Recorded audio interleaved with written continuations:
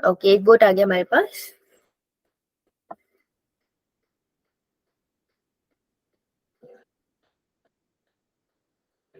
देखो homework save करने का मौका मिला। हाँ तान बोल बेटा। सॉरी, कल से एनएसएस की 10th नवंबर तक। अच्छा नहीं आएगी फिर?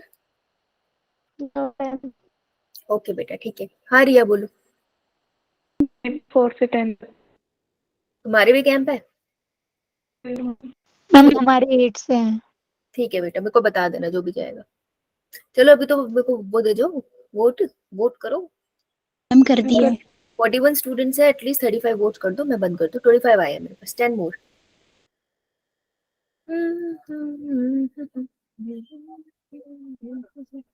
बाकी बच्चे 10 मोर आने चाहिए। आंचल, स्नेहा, प्रीति, नीलम कर दिया आप दोनों तीनों चारों ने? Yo ma'am. Yes ma'am. Neha, Sakshi, Muskan आपने कर दिया? Yes ma'am. अंकिता, आरुषि, सुनिधि आपने करा?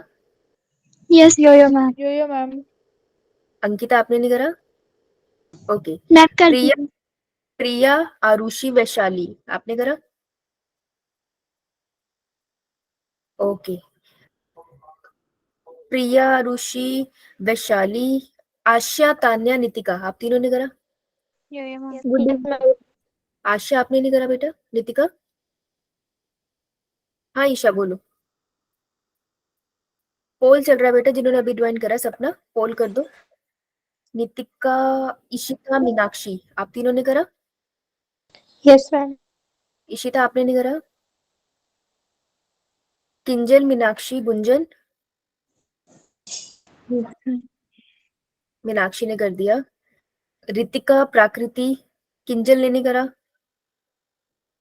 रमिता, जितेंद्र, इशिता, करुणा आपने करा? Yes ma'am. Yo ma'am. Karuna आपने करा? Yes ma'am. पल्लवी, शालिनी आपने? पल्लवी और शालिनी ने नहीं करा राइट? पलक एंड रिया कर दिया। ठीक है। 2 वोट्स और है। सपना आपने कर दिया बेटा? आपने भी ज्वाइन करा है ना? दीक्षा, अनुपमा? यो मैम कर दिया। कर दिया। Amending the four. चलो सो रिजल्ट मैं दिखा दूं कैसे यो मैम। क्लियर कर लेते। So question was what homework do you want for Monday. Monday को कैसे होमवर्क करके आओगे वैसे कर लेंगे। तो आप लोगों ने बोला है, मैक्सिमम वोट आए हैं कि आप लोग एनसीईआरटी पढ़ के आओगे चैप्टर की, ठीक है? यो मैम। Yo ma'am. ओके, कोई भी बैक क्वेश्चन नहीं करना चाहता एक बच्चे के अलावा। कोई बात नहीं, जब तुम्हारे बोर्ड जाएंगे तब मैं तुम्हें कराऊंगी, ठीक है? तब तो करने पड़ेंगे उन्हें। यो मैम। तो फिर आप लोग एनसीईआरटी रीड करके आना, लेकिन रीड करके आना, ऐसे मत आना, नहीं तो तुम्हें बहुत बोरिंग हो जाएगा, मतलब एक समझ नहीं आएगा इतने अच्छे से। रीड करके आओगे तो बढ़िया हो जाएगा, ठीक है? आज है हमारा ये ब्लर क्यों आ रहा है? आज का हमारा एजेंडा बहुत सिंपल है, हमने करना है रिवाइज एनसीईआरटी बेस, ठीक है?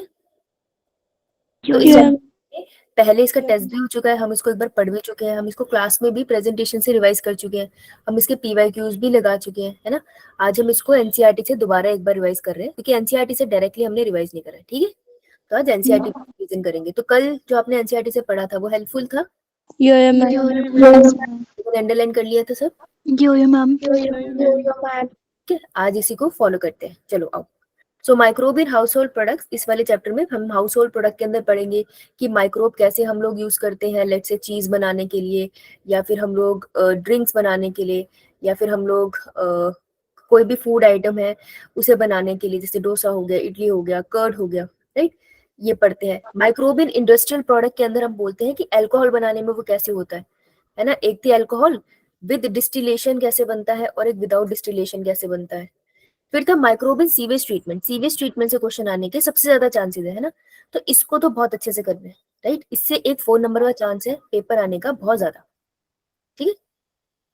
यो मैम। इनके ये दोनों पॉइंट मैंने आपको बताया है, इससे आपको जो फर्स्ट टॉपिक है उससे आपको वो आ सकता है match the column. Yo ma'am. Generally match the column में आते हैं। राइट। अल्कोहल वाले से शायद ही क्वेश्चन आए, बट छोटा सा ही है। Microbe in production of biogas, अगर इंडस्ट्री सीवेज ट्रीटमेंट से नहीं आया तो फिर इससे क्वेश्चन आएगा, ठीक है। उसके बाद microbes in bio control agent, bio control agent का जो पार्ट है इसमें आपको आपके स्कूल में क्वेश्चन आ सकता है और इसमें इंडिविजुअल क्वेश्चन आ सकते हैं, तो इसमें मैच द कॉलम नहीं आएगा। इसमें आपको वो सारी चीजें बताएंगी कि कैसे आप लोग डिफरेंट माइक्रोब्स को यूज कर सकते हो अपनी प्रोडक्शन बढ़ाने के लिए, कि खेतों में बीमारियों को फैलने से रोकने के लिए आप कैसे माइक्रोब्स को यूज कर सकते हो, ठीक है। एंड में माइक्रोब्स एंड बायो फर्टिलाइजर, कि मिट्टी की उपज बढ़ाने के लिए आप कैसे माइक्रोब्स को यूज कर सकते हो। तो दो बहुत इंपॉर्टेंट टॉपिक इसमें ये है, सीवेज ट्रीटमेंट और बायोगैस प्रोडक्शन। और मैच द कॉलम जो हर साल आता ही है वो ये वाला है, बेसिकली फिक्स है कि यहाँ से एक 4 मार्क का क्वेश्चन तो आता ही है, राइट। तो हम इसी से स्टार्ट। यो मैम। अगर कोई पूछ ले जब तुम माइक्रोब बोल रहे हो तो दिमाग में क्या आता है, सिर्फ बैक्टीरिया आता है, लेकिन सिर्फ बैक्टीरिया माइक्रोब तो है नहीं। माइक्रोब इज एनीथिंग जो नेकेड आई से दिखाई ना दे, राइट। यो मैम। तो what is microbe is nothing, it is diverse, protozoan भी हो सकते हैं, बैक्टीरिया भी हो सकते हैं, फंगस भी हो सकते हैं, माइक्रोस्कोपिक एनिमल और प्लांट वायरसेस भी हो सकते हैं, वायरोइड्स भी हो सकते हैं, प्रायोन्स भी हो सकते हैं। और अगर तुम्हें बायोलॉजिकल क्लासिफिकेशन आप लोगों ने किया है तो उसमें लास्ट में वायरसेस की बात करते हैं, देखा होगा क्या आपने, टोबैको मोज़ाइक वायरस बना हुआ है वहां पे। तो अभी हम लोग मंडे को ये चैप्टर करने वाले हैं ना, तो ये plant viruses, viroids and prions तो तभी कवर हो जाएगा। लेकिन अपने अभी नॉलेज के लिए जान लो कि माइक्रोब्स का मतलब है एनीथिंग विच इज माइक्रोस्कोपिक। हाँ, सिर्फ बैक्टीरिया नहीं सोचना है, ठीक है नेहा। अभी हमको क्या है? अच्छा, ओके। नाउ अगर इस डायग्राम को हम देख ले, वैसे तो इससे लेबल करना आना तो मुश्किल है चांस, लेकिन फिर भी देख लेते हैं क्योंकि एनसीईआरटी मेंशन कर रही है। इसमें जो ये वाली पिक्चर है ना, ये आपको बायोलॉजिकल क्लासिफिकेशन वाले चैप्टर में भी मिलेगी, ये वाली पिक्चर, ठीक है। तो इसकी लेबलिंग आ सकती है अगर आ गई तो लेबलिंग इग्नोर नहीं करेंगे।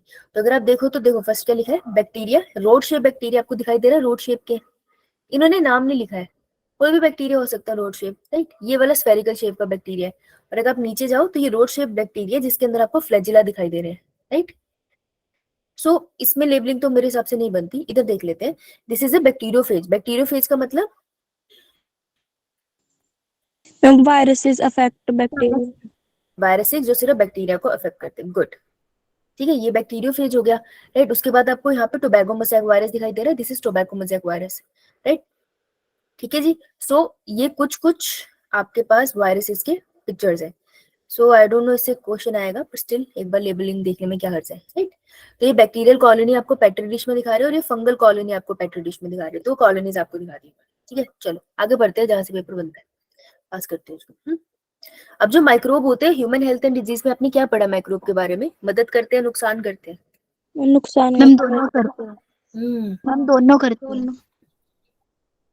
जब आपने ह्यूमन हेल्थ एंड डिजीज पढ़ा था तो उसमें तो हमने नुकसान पढ़ा था ना, यो मैम। लेकिन ये मदद भी करते हैं, तो मदद वाला पढ़ते हैं। तो सबसे पहले माइक्रोब इन हाउस होल्ड, जहां से हमारा कैसा क्वेश्चन आता है, match the following, yes, match the column या match the following, right.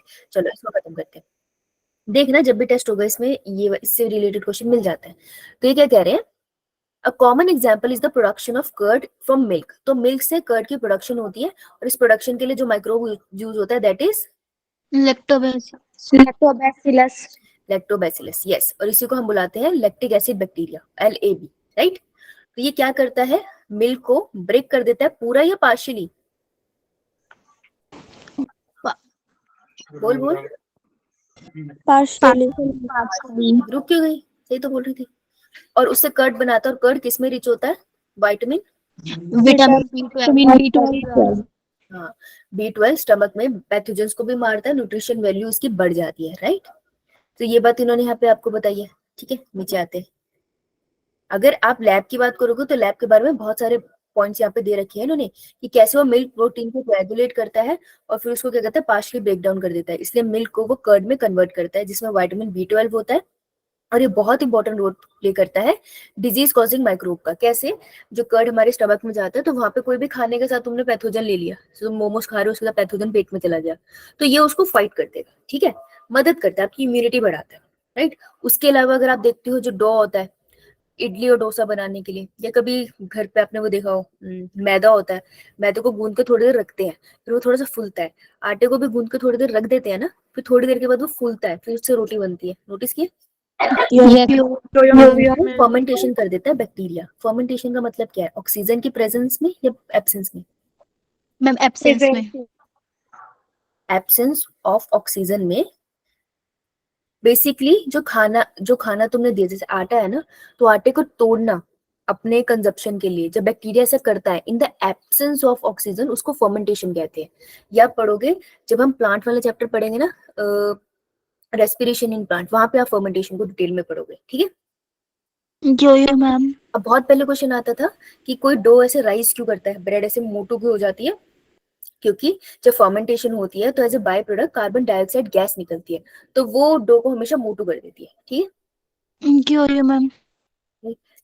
Bread बनाने के लिए आप यूज करते हो बेकर्स यीस्ट, जो हमने अभी पढ़ी है, बेकर्स यीस्ट, सैक्रोमाइसिस सर्वेसी। ये आपसे नाम पूछ लेते हैं, स्पेलिंग देख लेना। उसके अलावा एक ट्रेडिशनल ड्रिंक होती है जो आपको साउथ इंडिया केरला की साइड मिलती है, पाम का जो सैप होता है, पाम प्लांट का जो सैप होता है ये सेंटर में, उससे निकाल के फर्मेंट करके बनाई जाती है, ठीक है? अब इसके बाद दो बहुत इंपॉर्टेंट एग्जाम्पल थे, चीज पढ़े थे हमने। एक चीज था जो टॉम एंड जेरी वाला था, उसका नाम क्या था? Swiss cheese. Swiss cheese. और दूसरा था जो बड़ा ही अलग से कलर का था, दैट वाज रॉकीफोर्ड रॉकी फोर्टी चीज, राइट। अब स्विस चीज बनाने के लिए कौन सा पैथोजन सॉरी माइक्रोब यूज होता है? Propyne bacterium. योनी शार्मनी। हाँ, प्रोपियोनी बैक्टीरियम शर्मानी, शर्मिला सही है। और रॉकी फोर्टी के लिए रॉक फॉर चीज कौन यूज होता है? बैक्टीरिया यूज होता है? फंगस में फंगस फंगस यूज होता है, राइट? या लेट्स से ये रहा चीज, फॉर एग्जांपल स्विस चीज, ये है प्रोपियोनी शर्मानी, और रॉकफोर्ट चीज इज बाय रॉकी फोर्टी। चलो फंगस याद रख लेना तुम्हें, ठीक है? ये रहा फंगस। इसी से इतने से पैरे से इतने सारे क्वेश्चन आते हैं, राइट? अंडरलाइन कर लिया आप लोगों ने? जो मैम। वो बात करते हैं माइक्रोब्स इन इंडस्ट्रियल प्रोडक्ट। और इंडस्ट्रियल प्रोडक्ट में हमने किसकी बात करनी थी मेनली? अल्कोहल। Alcohol, right? तो एंटीबायोटिक बनाने के लिए भी काम आता है, भी हम एंटीबायोटिक की भी बात भी करेंगे, और अल्कोहल बनाने के लिए भी काम आता है, राइट? तो हम इसकी बात करते हैं, ठीक है? जनरली हम इनको क्या करते हैं, बहुत बड़े कंटेनर्स में डालते हैं, जो कंटेनर एरोबिक होंगे एनारोबिक होंगे? एनारोबिक। क्योंकि मैंने यहाँ पे फर्मेंटर वर्ड डाल दिया ना, तो ऑक्सीजन की एब्सेंस है, बस इसका ध्यान रखना। माइक्रोब्स में हमेशा ऑक्सीजन की प्रेजेंस और एब्सेंस कंफ्यूज करते हैं, ठीक है? चलो कहा गया, चलो जी फर्मेंटेड बेवरेजेस की बात करते हैं। कि आप कोई भी शुगर सोर्स ले लो, वो आलू हो सकता है, वो ग्रेप्स हो सकते हैं, ठीक है, वो मोलेसिस हो सकता है, बहुत सारे शुगर सोर्सेज होते हैं। आप शुगर सोर्स लो और उसको फर्मेंट करवा दो। जब आप फर्मेंट कराओगे तो उससे क्या बनेगा? OH, दैट इज अल्कोहल, और बाय प्रोडक्ट बनेगा साथ में, that will be carbon dioxide. जोड़ जाएगा, इसको रिमूव कराएंगे ध्यान से, ये तो ब्लास्ट हो जाएगा ना कार्बन डाइऑक्साइड, इसको ध्यान से रिमूव करा दिया। अब बचा हमारे पास अल्कोहल। तो अल्कोहल जो बना है, अगर देखो शुगर अल्कोहल में चेंज होती है कुछ परसेंट तक ही होगी, लगभग लेट्स से 11% तक चेंज होगी। उसके बाद क्या होगा कि जो माइक्रोब है खुद ही इसके अंदर मर जाएगा, है ना? इससे ज्यादा वो टिक नहीं पाएगा।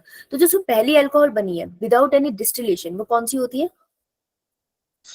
बियर और वाइन।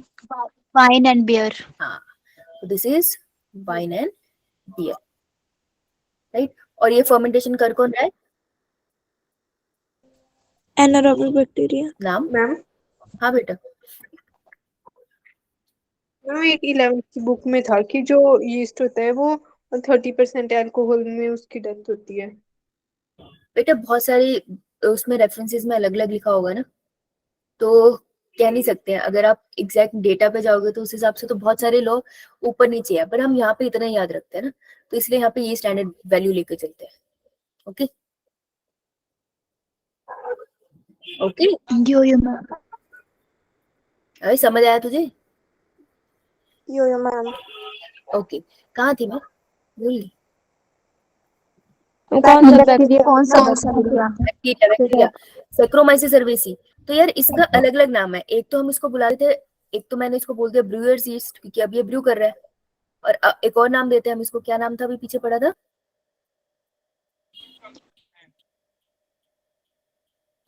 और क्या बुलाते हो? Baker's yeast. Baker's yeast, right, ये सब इसी के नाम है। ये क्वेश्चन अगर आ गया तो बहुत सिंपल क्वेश्चन होगा, लेकिन आ सकता है ना, तो लिख लो, है ना? ठीक है। अब अगर मैं डिस्टिलेशन कर दूं तो डिस्टिलेशन के बाद जो प्रोडक्ट बनेंगे that would be rum, brandy, whisky, brandy. Yes. तो विदाउट डिस्टिलेशन जो हमारे बने थे वो थे वाइन। बियर, और विद डिस्टिलेशन यहाँ पे लिखा नहीं है ना, तो लिख लो, विद डिस्टिलेशन हमारे पास बने brandy and rum. Brandy, brandy. Rum. ठीक है, वोडका भी बनता है उसको। चलो राइट, चलो ये इतना सा पार्ट था। अब इसी में एंटीबायोटिक भी कर ले। तो एंटीबायोटिक जो टर्म है ना उसकी स्टेटमेंट आई है पीवाईक्यू में कि एंटी का मतलब होता है अगेंस्ट, अगेंस्ट, और बायो का मतलब होता है लाइफ। बेसिकली अगेंस्ट लाइफ, किसकी लाइफ के अगेंस्ट है? बैक्टीरिया। बैक्टीरिया, स्पेसिफिकली बैक्टीरिया, और किसी के अगेंस्ट नहीं है, राइट? तो स्पेसिफिकली बैक्टीरिया के अगेंस्ट है in context to disease causing organism. हमारे रेफरेंस में नहीं है, हमारे रेफरेंस में दीज आर बेसिकली प्रोबायोटिक्स, है ना, हमें तो मदद देती है। नाउ एंटीबायोटिक्स होती क्या, अगर डेफिनेशन पूछ ले, देन एंटीबायोटिक्स आर नथिंग मतलब केमिकल्स ही होते हैं जो क्या करते हैं, किसी माइक्रोब से प्रोड्यूस होते हैं और दूसरे की ग्रोथ रोकते हैं, डिजीज कॉजिंग माइक्रोब की ग्रोथ रोकते हैं, क्योंकि हमें मिलते भी तो माइक्रोब से ही है ना। जैसे एंटीबायोटिक फंगस से मिली, बैक्टीरिया की ग्रोथ रोक दी, दोनों मेरे लिए तो मिक्रोब ही थे ना, राइट? सो एंटीबायोटिक सबसे पहले किसने डिस्कवर करी थी? Alexander Fleming. अलेक्जेंडर फ्लेमिंग ने, राइट। और अलेक्जेंडर वॉन हेम्बोल्ट ने क्या किया था? मैम उसने ओ स्पीशीज रिलेशनशिप दिया। स्पीसीज की दी थी कुछ। उन्होंने स्पीशीएरिया रिलेशनशिप दिया था, राइट? स्पीशीएरिया रिलेशनशिप का फॉर्मूला क्या था? S is equal to CA Z। Z कहाँ लिखूं? यस, शाबाश, गुड। नेक्स्ट, चलो इधर आते। सो अलेक्जेंडर फ्लेमिंग वर्क किसके ऊपर कर रहे थे? ये एक इंपॉर्टेंट चीज, वो वर्क किस पे कर रहे थे?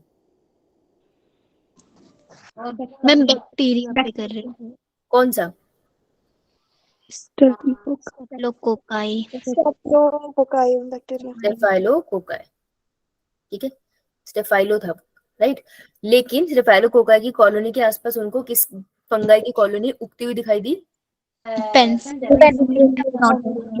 Penicillium notatum. नोटेटम से उन्होंने क्या निकाला? Antibiotic, that was penicillin.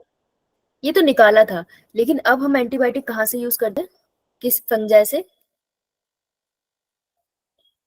अब जो कमर्शियली एंटीबायोटिक हम निकालते हैं वो कौन से फंगाई से निकलते हैं? पेनिसिलिन। इतनी निकालते हैं कि वो रोने लगा है। क्राइसोजेनम, पेनिसिलियम क्राइसोजेनम, याद है? रोने लग गया, ऐसे करके याद किया था। ओके, अब हम इसे करंटली इससे निकालते हैं। Currently use to obtain antibiotic. कैसे डिस्कवर की थी इन्होंने एंटीबायोटिक, जल्दी से बताओगे मुझे, रेज योर हैंड, जल्दी बताओ, रेज योर हैंड। स्टोरी पढ़ी तो थी। ओ, किसी को नहीं पता? तो मैंने पता उन्होंने कैसे ढूंढी थी एंटीबायोटिक?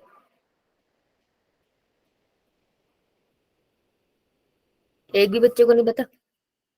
मैं नहीं पढ़ा रही भाई, सोच के बताओ। नेहा?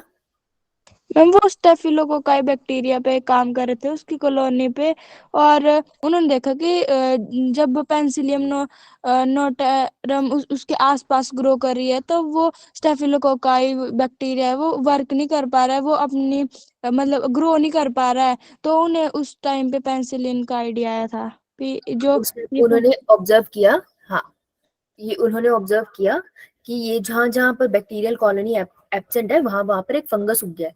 फिर उन्होंने वो फंगस निकाला और उसको स्टडी करा, तो उनको पता चला कि इस फंगस से कोई केमिकल निकल रहा है जिससे बैक्टीरिया मर रहे हैं।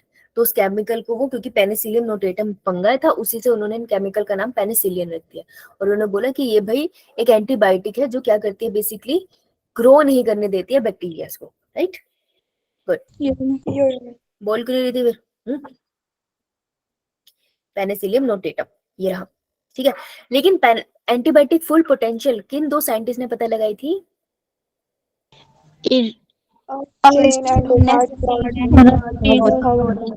चेन एंड हॉवर्ड फ्लोरे, जिन्होंने वर्ल्ड वॉर 2 में एंटीबायोटिक की फुल पोटेंशियल कैसे पता लगाई, कि उन्होंने सोल्जर्स के ऊपर इसको यूज किया एंटीबायोटिक्स को, जो बहुत मदद कर गया था। इसलिए 1945 में किस किस को नोबेल प्राइज मिला था? फ्लोरे को, फ्लोरे, चेन और फ्लोरे को, ऑल थ्री को, हाँ। अलेक्जेंडर फ्लेमिंग, चेन और फ्लोरे तीनों को मिला था। Right, clear. तो ये एंटीबायोटिक का था और ये हमारा इंडस्ट्री का था। अब ऊपर आते हैं एक बार, ठीक है, देखते हैं हमने कितना करा है। ओके, फिर जाएंगे हम सीवेज ट्रीटमेंट में। पता नहीं आज धीरे धीरे ही चल रहा है। चलो अब आते हैं पहले, सबसे पहले माइक्रोब्स इन हाउस होल्ड में। माइक्रोब्स इन हाउस होल्ड में हम लोगों ने कर लिया, चीज का देख लिया, टोडी देख लिया, डोसा कर्ट का देख लिया हम लोगों ने। राइट, माइक्रोब्स इन इंडस्ट्रियल में हमने इसके अंदर अल्कोहल देख लिया, और हमने इसके अंदर क्या देखा? एंटीबायोटिक। एंटीबायोटिक। डन इतना? मैम। टॉपिक्स के दम भी हो गए। अब सीवेज ट्रीटमेंट पे चलते हैं। अब मुझे बताओ, सीवेज ट्रीटमेंट करा था आप लोगों ने पहले? यो मैम, थोड़ा थोड़ा, यस मैम। ठीक है। अच्छा, सीवेज ट्रीटमेंट से थोड़ा पहले कुछ टॉपिक्स है, ठीक है। सो आई गिव यू 2 मिनट्स। अपनी कॉपी खोलो, रफ खोलनी है, ठीक, मतलब अपनी बायो की कॉपी खोलनी है, नोट्स पीछे से मत देखना। यू हैव 2 मिनट्स, और आपको जितना भी सीवेज ट्रीटमेंट प्लांट याद है उतना बना, ठीक है? ओके। मैम प्लांट, हाँ, सीवेज ट्रीटमेंट प्लांट आपको याद है कैसे बनता था? प्राइमरी ट्रीटमेंट होती थी, सेकेंडरी ट्रीटमेंट होती थी, टर्शियरी ट्रीटमेंट होती थी। हम कुछ कंटेनर बनाते थे, कहीं पे पंखे लगाते थे, किसी को कोई पर्टिकुलर नाम था, याद है? थोड़ा थोड़ा जितना भी याद है उसको बना दो। आपके पास है 2 minutes. Ready, start.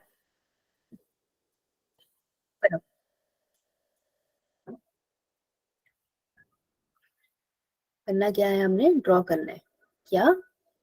Sewage treatment, treatment plant. चलो फिर तो बना ही लेंगे, पहले सीवेज ट्रीटमेंट प्लांट आप बनाओ।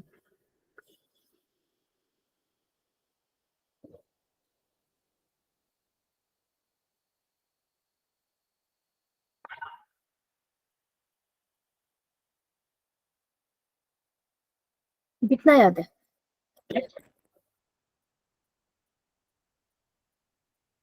45 सेकेंड्स रन। पानी लेके आइए।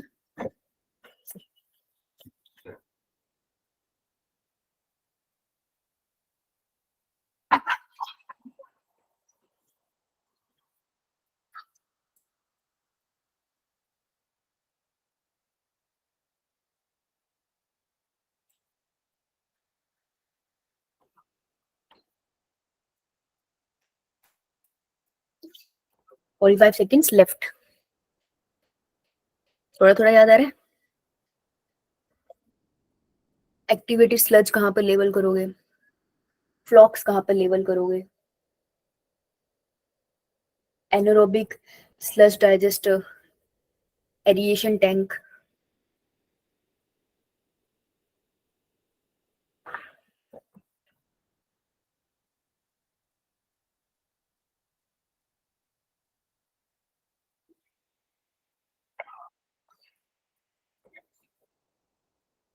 Last 10 seconds, last 5 seconds. 5 4 3 2 1 stop.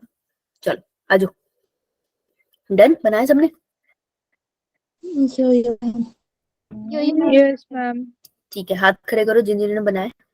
Let's see.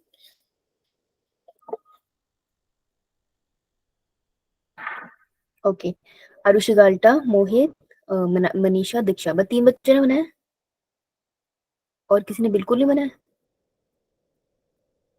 नीलम, दिव्यांशी, प्रीति, प्रिया, बस, नेहा, तान्या, ट्राई नहीं किया, अनामिका, आंचल, अंकिता, अनुपमा, अनुशिवा,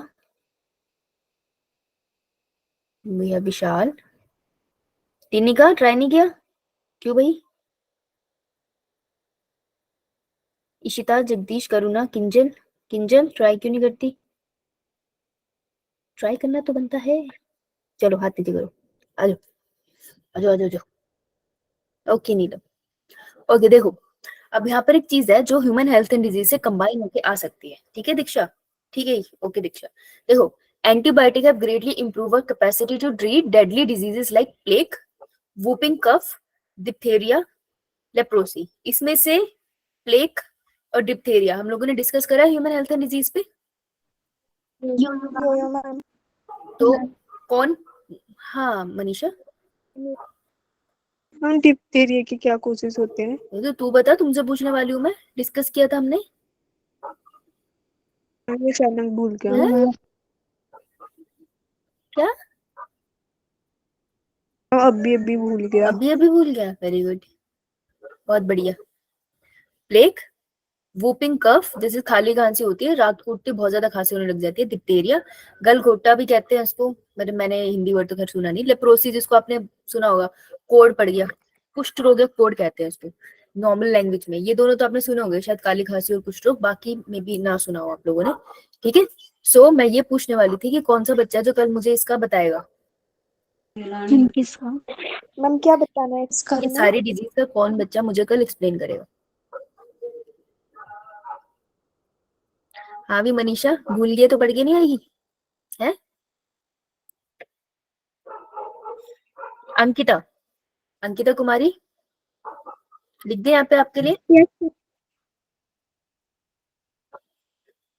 अंकिता कुमारी हमें बताएंगी बेटे, अगर डिजीज का बनाना है तो कैसे कैसे बनाएगी, क्या क्या लिखना होता है जब भी हम किसी डिजीज का लिखते हैं, डिटेल।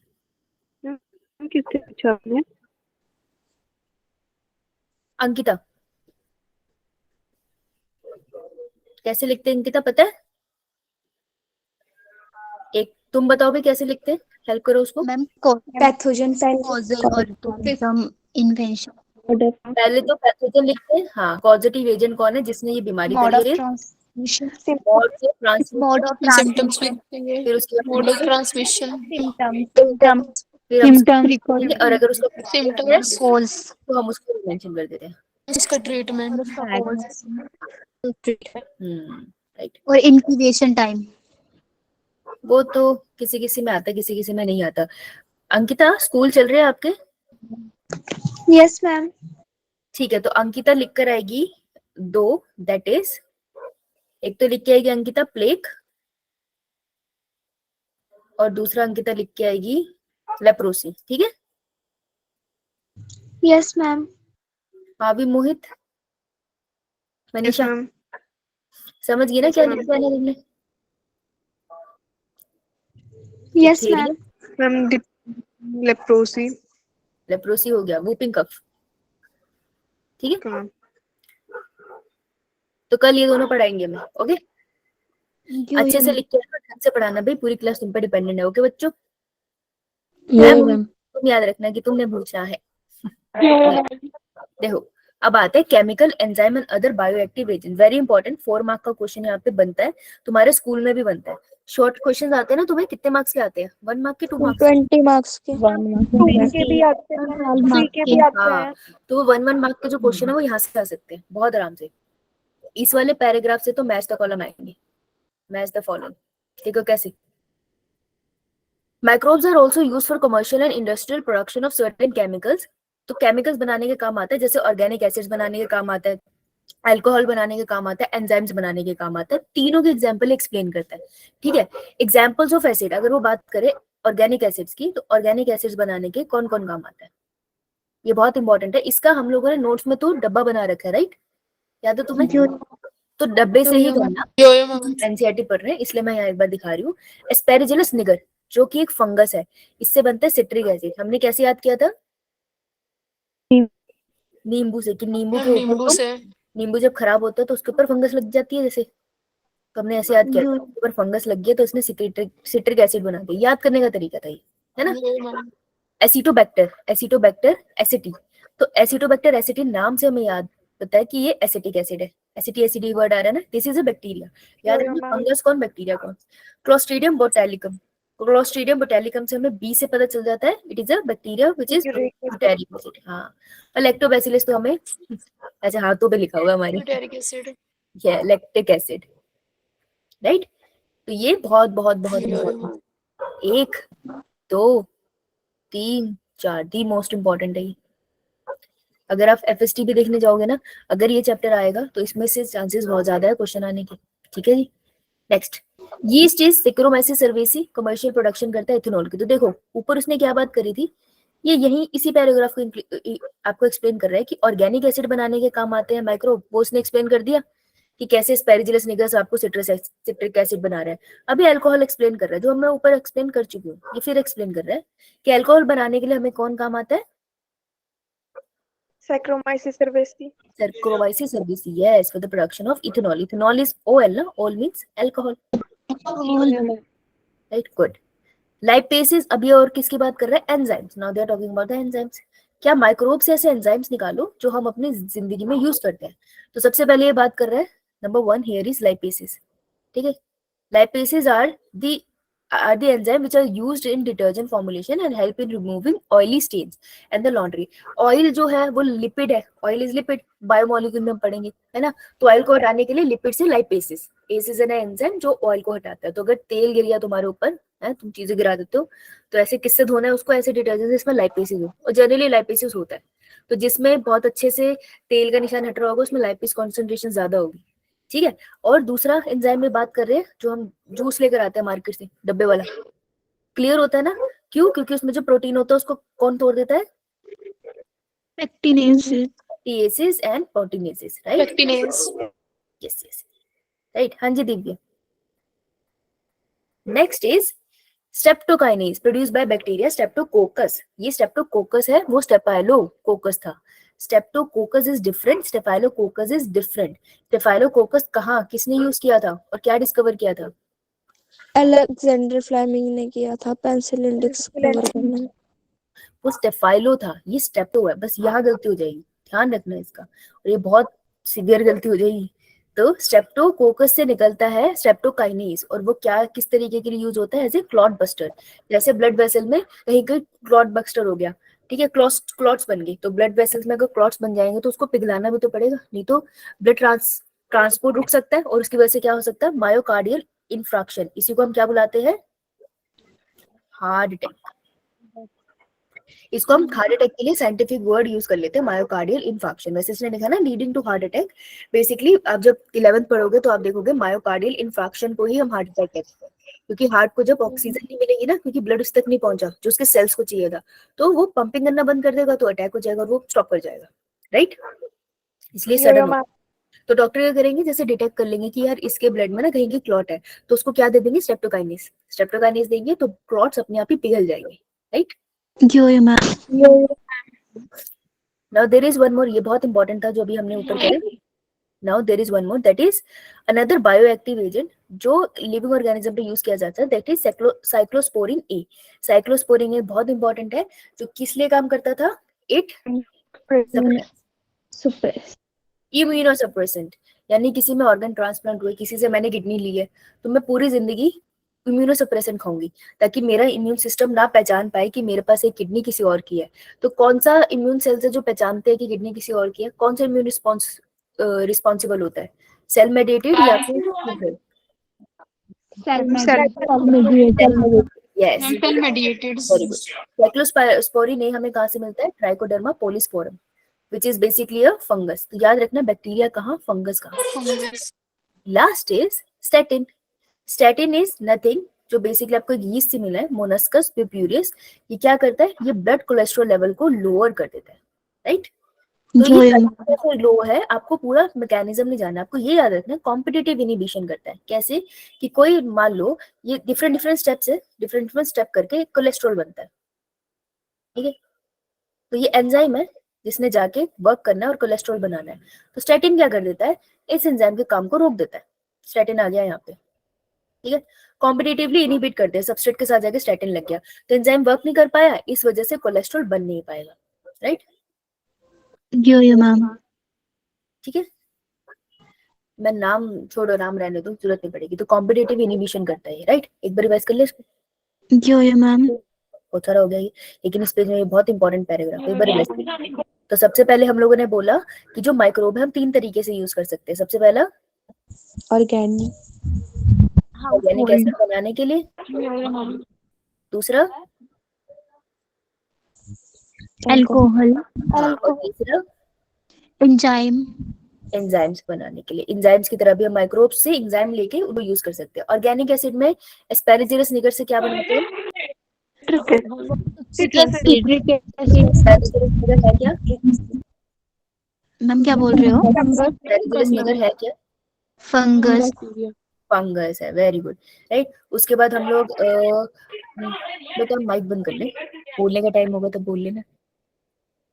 गुड, ठीक है। अल्कोहल हो गया तुम्हारा, ये भी हटाओ। एंजाइम्स की बात कर लेते हैं, ठीक है। तो वो कौन सा एंजाइम है जिससे हम फ्रूट जूसेस को क्लियर करते हैं?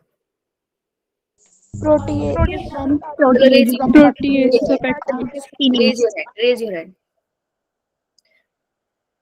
हाँ जी रिया बताओ, वो कौन सा है एंजाइम जिससे हम फ्रूट जूसेस को क्लियर करें? Riya. Pectinase and protease, very good, शाबाश। नेक्स्ट, वो कौन सा एंजाइम है जिससे हम क्लॉट को बर्स्ट करते हैं और मायोकार्डियल इंफेक्शन होने से बचाते हैं? विशाल।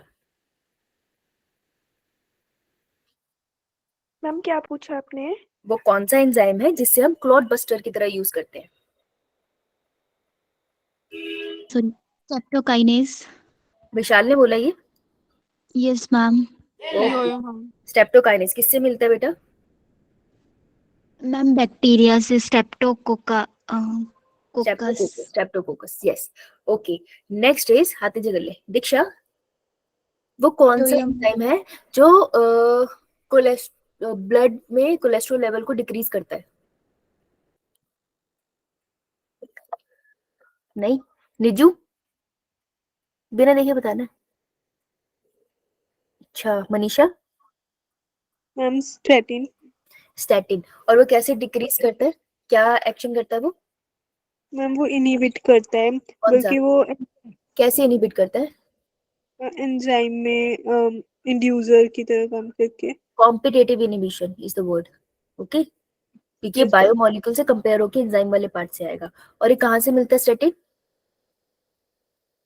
ये बेटा वो बोल रही है ना, बोलो Manisha. Ma'am Monascus purpureus, right. और ऑयल स्टेन्स को हटाने के लिए नेहा क्या डाले डिटर्जेंट में, कौन सा एंजाइम होना चाहिए? Ma'am lipases. लाइपेसेस होने चाहिए, गुड, चलो good. याद है आप लोगों को। नेक्स्ट पे चले, सीवेज ट्रीटमेंट। चलो बहुत बढ़िया, गुड जॉब, तालियां बजा लो भी अपने लिए। Very good, very good. चलो अब सीवेज ट्रीटमेंट प्लांट अपना भी देख लेना, ठीक है। So what is a sewage? जो म्युनिसिपल वेस्ट वाटर होता है उसको हम सीवेज करते हैं, जिसमें आपको बहुत ज्यादा अमाउंट में ऑर्गेनिक मैटर मिलता है और माइक्रोब मिलते हैं। माइक्रोब भी उसमें ऑलरेडी होते हैं, ऑर्गेनिक मैटर भी होता है। ऑर्गेनिक मैटर मतलब खाना, लिविंग ऑर्गेनिज्म से जो भी निकला वो ऑर्गेनिक मैटर है। चाहे वो सब्जी के छिलके हो गए या हमारे फीसिस हो गए, लिविंग ऑर्गेनिज्म से निकले है ना, तो वो ऑर्गेनिक। और जहाँ पर खाना है वहाँ पे माइक्रोब है, होते ही है। मोस्टली ये पैथोजेनिक होते हैं, ठीक है। तो इसलिए हम सीवेज से थोड़ा दूर रहते हैं। तो सीवेज ट्रीटमेंट प्लांट को ही हम एसटीपी भी बुलाते हैं। हर पानी को वाटर बॉडी में छोड़ने से पहले एसटीपी से गुजरना ही चाहिए, राइट। अब एसटीपी के कुछ स्टेप्स होते हैं, सीवेज ट्रीटमेंट प्लांट के स्टेप्स होते हैं। सबसे पहले होता है प्राइमरी ट्रीटमेंट, फिर होता है सेकेंडरी ट्रीटमेंट, और कहीं जगहों पे टर्शरी ट्रीटमेंट भी होता है। प्राइमरी ट्रीटमेंट जो होता है उसी को हम फिजिकल ट्रीटमेंट भी कहते हैं ना, फिजिकल रिमूवल। माइक्रोब यूज होता है, नो यूज ऑफ माइक्रोब। कहाँ यूज होता है? जब मैं बोल रही हूँ फिजिकल ट्रीटमेंट, तो माइक्रोब कैसे यूज हो गया? माइक्रोब उसके अंदर पड़ा है लेकिन उसको ट्रीट करने के लिए यूज नहीं हो रहा, ठीक है। तो माइक्रोब का यहाँ यूज नहीं होता, फिजिकली रिमूवल होता है। जैसे पॉलिथीन के पैकेट हो गए, चिप्स के पैकेट हो गए, फीसिस हो गए, तो जब आप कंटेनर में उसको डालते हो वो तैरने लग जाती है और हैवी चीजें नीचे बैठ जाती है। जो तैरती है उसको हम क्या करते हैं, छोटे से फैन से साइड में नहीं कर देते, Yo मैम। और जो नीचे बैठी होती है उसको भी हम बाहर निकाल लेते हैं, तो बीच में बस गंदा पानी रह जाता है ना, काला काला सा। यो मैम। तो फिजिकल रिमूवल का मतलब ही है नो यूज ऑफ माइक्रोब्स। वो ऐसे ही क्वेश्चन पूछेंगे आपसे और कुछ नहीं, तो ध्यान से पढ़ना है इसको। देखो, these treatment step basically involve physical removal of particle. देखो, फिजिकल रिमूवल बोला है उन्होंने प्राइमरी ट्रीटमेंट में, राइट। लार्ज और स्मॉल पार्टिकल को हम निकाल देते हैं, और दो तरीके से निकालते हैं, एक फिल्ट्रेशन करते हैं, दूसरी सेडिमेंटेशन करते हैं। सेडिमेंटेशन मतलब हम जो भारी चीज होती है वो नीचे बैठ हाँ, जाती है। जो भारी चीज है वो नीचे बैठ जाएगी, और बाकी को हम फिल्टर कर देते हैं। जैसे छाननी सी नहीं होती, ऐसे बहुत से स्टेप से जाता है और पूरा ऊपर ही रह जाता है छाननी की तरह, right. Initially floating debris are remove by sequential filtration. Floating debris जैसे ऐसे थोड़ी देर प्लेट निकाल लगा दो तुम, ठीक है। अब यहाँ से पानी को भेजो, जो गंदा पानी जब इससे नीचे जाएगा ना हर स्टेप पे, तो यहीं पे रुक जाएंगे। कैसे? पॉलिथीन के पैकेट यहीं रुक जाएंगे, और कोई हैवी मटेरियल है वो यहीं रुक जाएगा, ठीक है। तो इसको सिक्वेंशियल फिल्ट्रेशन कह लेते हैं, राइट। तो फिल्ट्रेशन एंड सेडिमेंटेशन दो स्टेप है प्राइमरी ट्रीटमेंट के, इसको अपनी एनसीईआरटी में ऊपर ही लिख दो, फिल्ट्रेशन एंड सेडिमेंटेशन। लिख लो, साफ साफ लिखना, सेडिमेंटेशन एनसीईआरटी है ना, राइट। देन द ग्रिट, जो सॉइल और छोटे छोटे पत्थर है वो नीचे बैठ जाएंगे सेडिमेंट होके। All solid that settle down form, अब वो जो नीचे सॉलिड बैठा है उसको हम क्या बुलाते हैं? प्राइमरी हाँ, स्लैब। Primary sludge. नहीं है ये, एक्टिवेटेड स्लज होगा जब उसमें लिविंग ऑर्गेनिज्म होंगे। नहीं, इसमें एक्टिवेटेड स्लज नहीं मानते हम इसको, ठीक है, राइट। तो हम लोगों ने जो प्राइमरी ट्रीटमेंट है उसको समझना है। ये रहा कंटेनर,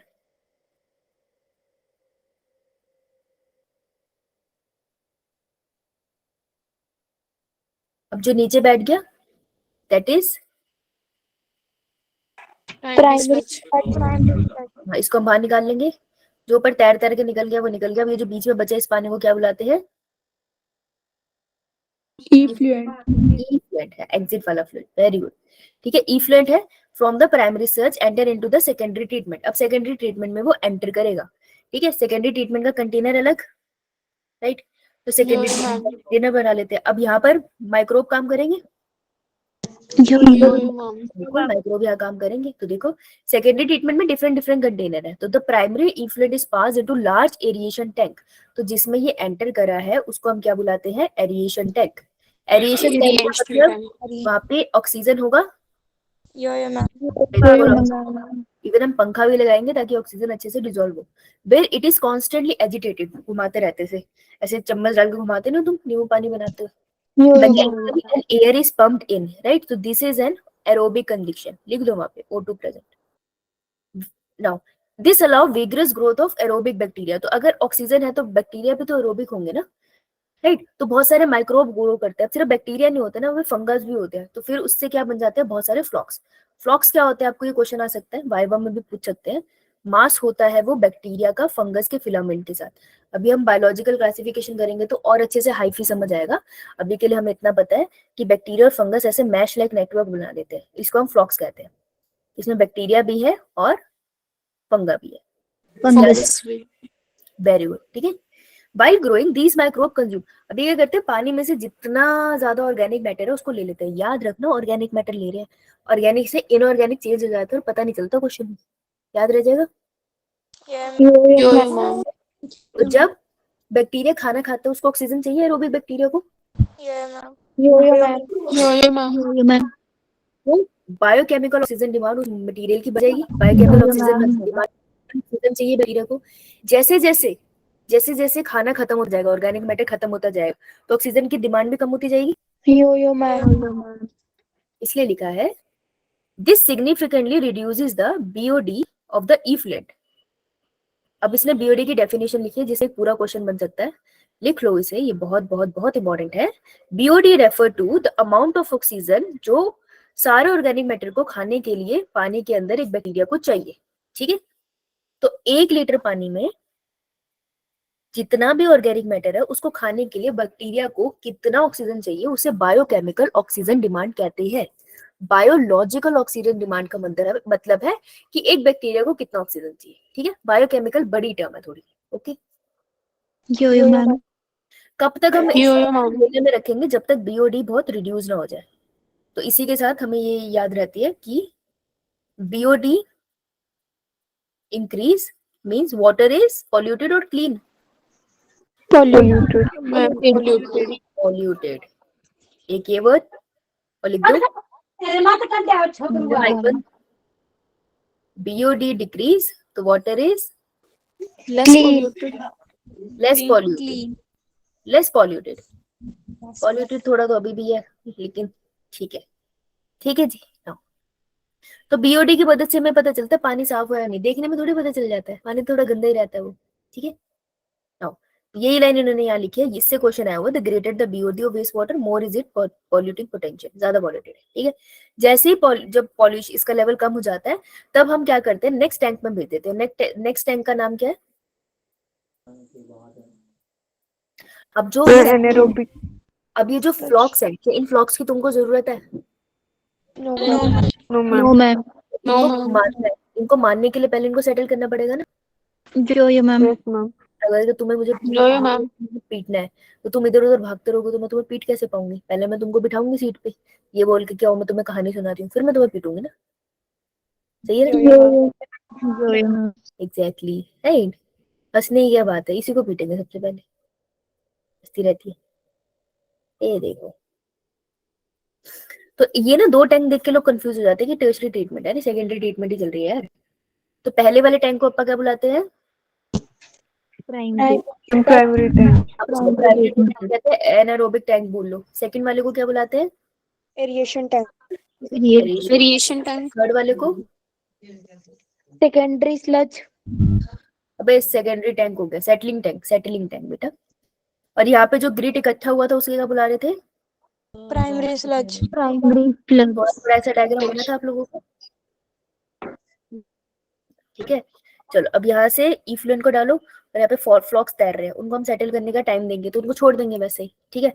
तो सेटलिंग टैंक में जब पानी जाता है, अभी भी सेकेंडरी ट्रीटमेंट ही चल रहा है, flocs are allowed to sediment, sediment नीचे बैठ जाओ। तो सेडिमेंटेड फ्लॉक्स जो नीचे सेटलमेंट सेट हो गए हैं, इनको हम बुलाते हैं एक्टिवेटेड स्लज। सेकेंडरी स्लज नहीं बोलते, एक्टिवेटेड स्लज बोलते हैं इसको, क्योंकि इसमें लिविंग ऑर्गेनिज्म है ना। तो ये क्वेश्चन आता है एक्टिवेटेड स्लज किसको बोलते हैं, ठीक है, याद रखना। सेकेंडरी ट्रीटमेंट में बोलते हैं फ्लॉक्स को। A small part of activated sludge को हम वापस भी भेजते हैं एरिएशन टैंक पे, याद है। The remaining major part of the sludge, इसको हम बोल देते हैं नेक्स्ट कंटेनर में, that is anaerobic sludge digester. अभी एनारोबिक स्लज डाइजेस्टर में बैठा है और वहां पे इसको डाइजेस्ट करना स्टार्ट कर देंगे, ठीक है। एनारोबिक स्लज डाइजेस्टर मतलब ऑक्सीजन होगा? No ma'am. No, ma'am. Right. तो यहाँ पर हम एनारोबिक बैक्टीरिया को ग्रो कराएंगे जो इन बैक्टीरियल फंगाई को खा जाएंगे, ठीक है। वो बैक्टीरिया को खाना चाहिए, उसको मिल गया वो खा जाएगा, उसको कोई दिक्कत नहीं है, ठीक है। जब ये एनारोबिक डाइजेशन होती है तो उससे क्या गैसेस प्रोड्यूस होती है? मीथेन। हाँ, बायोगैसेस प्रोड्यूस करती है। बायोगैसेस कौन कौन सी होती है? एक होती है मीथेन, एक होती है hydrogen, carbon dioxide and H2, right. सबसे ज्यादा अमाउंट बायोगैस में किसका होता है? Methane. Yes yes, very good. तो ये मेन बायोगैसेस है जो हम आगे पढ़ेंगे भी, राइट। तो बायोगैस क्यों प्रोड्यूस करी? क्योंकि एनारोबिक बैक्टीरिया काम कर रहे हैं, यानी कि यहाँ पे कौन सा बैक्टीरिया काम कर रहा होगा? मिथेनोजन, मिथेनोजन एनारोबिक होते हैं, याद रखना, ठीक है। तो इन्फ्लेमेशन का सोर्स हम इसको निकाल भी सकते हैं। अब जो पानी बचा उसको टर्शियरी ट्रीटमेंट में भेज दो, क्लोरीन से ट्रीट कर दो, तो जो हैवी मेटल्स हैं वो डिसॉल्व हो जाएंगे, नहीं तो उसको डायरेक्टली वाटर बॉडी में छोड़ दो, क्लियर। जो ये मैम। जो ये मैम। अब यहाँ पे छोटा सा एक पॉइंट बता देते हैं जिसको ये डिटेल में डिस्कस नहीं करते हैं, कि ministry of environment and forest ने इनिशिएट किया था गंगा एक्शन प्लान, गंगा को साफ करने के लिए, और यमुना एक्शन प्लान, यमुना को साफ करने के लिए। साफ दोनों नहीं है ना। तो उन्होंने कभी ये किया था कि इनमें पानी डालने से पहले साफ किया जाए, राइट। चलो अब बायोगैस के बारे में मुझे बता दो, बायोगैस कौन कौन सी है? Methane. methane, carbon dioxide, hydrogen, H2S, H2. H2S, ये चार है मेजर, भूलना मत ही। सीधी लेबल होने के राजी को तब खो जाओगे। H2N है, N2O है, N2O वगैरह, HNO3, ये तुमने एसिड रेन में पढ़ा है। एक तुमने वो उसमें पढ़ा है, क्या कहते हैं, ग्रीन हाउस गैस में पढ़ा है, और एक बायोगैस में पढ़ा है। ये तीन कंफ्यूज करते हैं, तो अपनी कॉपी में बहुत अच्छे से लिख लेना। एसिड रेन को कौन सा है मैं लिखवाया हुआ है, ग्रीन हाउस गैसेस कौन सा लिखवाया हुआ है, और बायोगैस का कौन सा है। ये तीन कंफ्यूज होते हैं, क्लियर है? कंफ्यूजन का होगी जो ये मैम। अपने नोट्स में लिख देना, एसिड रेन के लिए कौन रिस्पॉन्सिबल है, और ग्रीन हाउस गैसेस के नाम और बायोगैस। फिर कभी गलत नहीं होगा, तो जिसकी गलती के चांसेस है उसी को लिख लो। Okay right. तो बायोगैस जो बनाते हैं वो मिथेनोबैक्टीरियाज होते हैं, एनारोबिक बैक्टीरियाज होते हैं, राइट। इसको देख लेते हैं हम लोग। छोटा सा कंटेनर ये लेबल होने के लिए हो सकता है आज। तो यहाँ पे क्या करेंगे, काउ डंग जो होता है उसको पानी के साथ मिक्स कर देंगे और क्या बन जाएगी यहाँ पे, स्लरी। और स्लरी को हम इस कंटेनर में डाल देंगे। कितना गहरा होता है ये कंटेनर, कितना गहरा खोदते हैं हम? 50 feet. 50 10 to 15 feet. 10 to 15. 10 to 15 feet है। 50 फीट अंदर ही रह जाए, है बाहर ना निकले, हम काम ना करें। रिपीट, इस स्लरी को यहाँ डालते हो तो स्लरी यहाँ पे जाती है। अब यहाँ पे जो हमारे मिथेनोजेंस होते हैं वो यहाँ काम करते हैं, राइट। मिथेनोजेंस जब काम करते हैं तो वो उसको तोड़ते तो वो खाने को एनारोबिकली, और साथ में गैसेस प्रोड्यूस करते हैं। गैसेस की वजह से ही ऊपर की तरफ जाने लगेगा, ठीक है।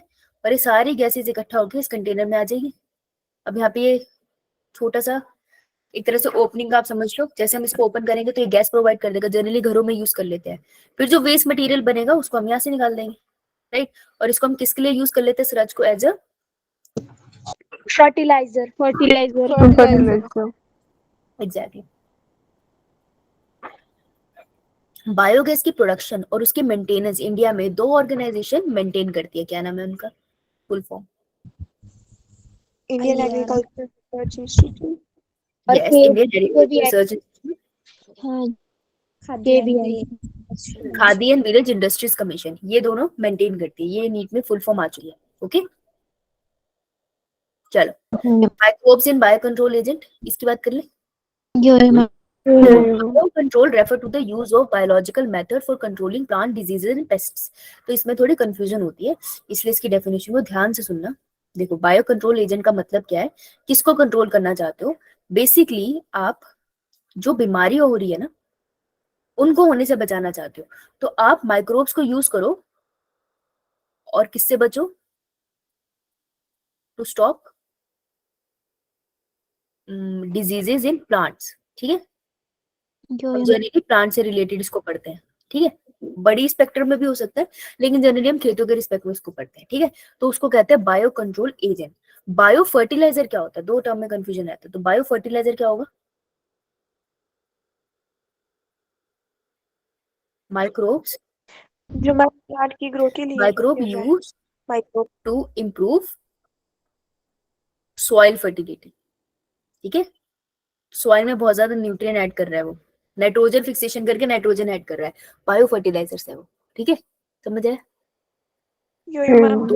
में फर्क पता होना चाहिए, कंपैरिजन में क्वेश्चन बन सकता है, ठीक है। तो एक टर्म ये है, दूसरी अभी आगे आएगी, डोंट वरी। अच्छा अभी ओ हो गया, पता नहीं, बताओ कितना रह गया। ये रहता है यार, थोड़ा सा। इसके 2 पेज से क्वेश्चन आते हैं इससे। चलो कोई ना, कल कर लेंगे इसको, ठीक है। पहले इसको करेंगे, फिर संडे टेस्ट पेपर डिस्कस करेंगे। इससे पेपर आता है तो मैं छोड़ना नहीं चाहूंगी। फिर आपके कितने सारे चैप्टर रिवाइज